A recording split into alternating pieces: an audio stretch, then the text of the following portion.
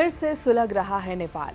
1 महीने में गिर जाएगी नई सरकार, ये सवाल बार बार पूछा जा रहा है क्योंकि नए पीएम ने कर दी है गलती से बड़ी मिस्टेक। नमस्कार, मेरा नाम है श्वेता शर्मा और पिछले साल नेपाल में जेन जी ड्रिवन पॉलिटिकल अपहीवल देखने को मिला जिसने देश की पावर स्ट्रक्चर को पूरी तरह बदल दिया। लोगों में गुस्सा था और होप कि इस लहर पर सवार होकर वोटर्स एक नई सरकार चुनेंगे और ये उम्मीद करेंगे कि अब एक क्लीन ब्रेक होगा और एक ऐसा दौर जो रिफॉर्म और ट्रांसपेरेंसी से परिभाषित होगा। लेकिन सत्ता में आए अभी 1 महीना भी पूरा नहीं हुआ है और अब सवाल उठने लग गए हैं कि क्या नई लीडरशिप वाकई अपने वादों पर खरा उतर पा रही है। रैपर से पॉलिटिशियन बने 35 साल के बालेन शाह के प्राइम मिनिस्टर बनने के बाद से ही उनकी सरकार इंस्टेबिलिटी से जूझ रही है। सिर्फ 26 दिनों के भीतर 2 मिनिस्टर्स को इस्तीफा देना पड़ा जिससे सरकार की स्थिरता पर सवाल खड़े हो गए हैं। इन रेजिग्नेशंस ने शाह की रिफॉर्मिस्ट इमेज और उनकी पार्टी राष्ट्रीय स्वतंत्र पार्टी के वादों पर भी असर डाल दिया है। इस पार्टी ने करप्शन को खत्म करने और ट्रांसपेरेंट गवर्नेंस देने के वादे के साथ सत्ता हासिल की थी। नेपाल के होम मिनिस्टर सुदान गुरंग दूसरे मंत्री बने जिन्होंने इस्तीफा दे दिया। उन्होंने अपने इन्वेस्टमेंट्स और पर्सनल डीलिंग्स को लेकर उठे सवालों के बीच पद छोड़ दिया।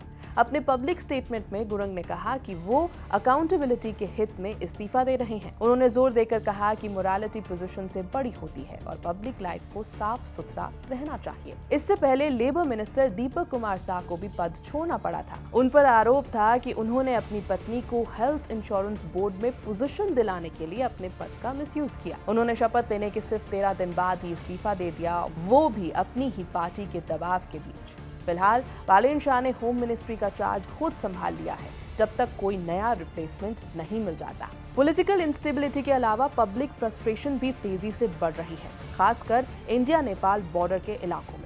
एक नए रूल के तहत अब अगर कोई व्यक्ति भारत से 100 नेपाली रुपीस से ज्यादा का सामान लेता है तो उसे कस्टम्स ड्यूटी देनी होगी। अथॉरिटीज इस रूल को सख्ती से लागू कर रही हैं, लोगों की चेकिंग हो रही है और जो ड्यूटी नहीं देते उनका सामान जब्त किया जा रहा है।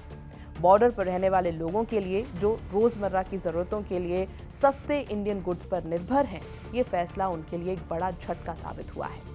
इस पॉलिसी के खिलाफ गुस्सा साफ दिखाई दे रहा है और एनफोर्समेंट के वीडियोस भी सोशल मीडिया पर वायरल हो रहे हैं। कंफ्यूजन तब और बढ़ जाती है जब कुछ ऑफिशियल्स ने कहा कि ये डायरेक्टिव फॉर्मली डॉक्यूमेंटेड नहीं है, जिससे इसके इम्प्लीमेंटेशन पर सवाल उठ रहे हैं। इकोनॉमिक सिचुएशन भी हालात को और मुश्किल बना रही है। ईरान यूएस कॉन्फ्लिक्ट के बाद नेपाल में फ्यूल प्राइसेस में तेज उछाल देखा गया है।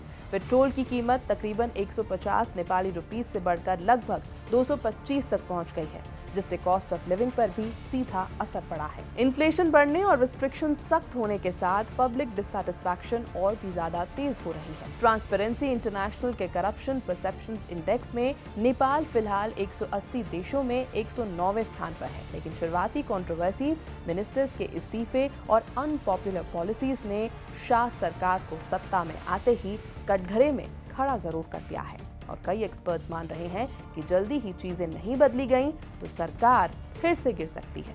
इसकी मेन वजह यही होगी कि नेपाल की जनता अभी भी संतुष्ट महसूस नहीं कर रही। पहले भी जेन जी आंदोलन हुआ था क्योंकि जनता सेटिस्फाइड नहीं थी। इसी वजह से in the first place protest शुरू हुआ था। तो क्या अब वही मंजर दोबारा होगा, ये देखना होगा। यह है एबीपी लाइव, मेरा नाम है श्वेता शर्मा।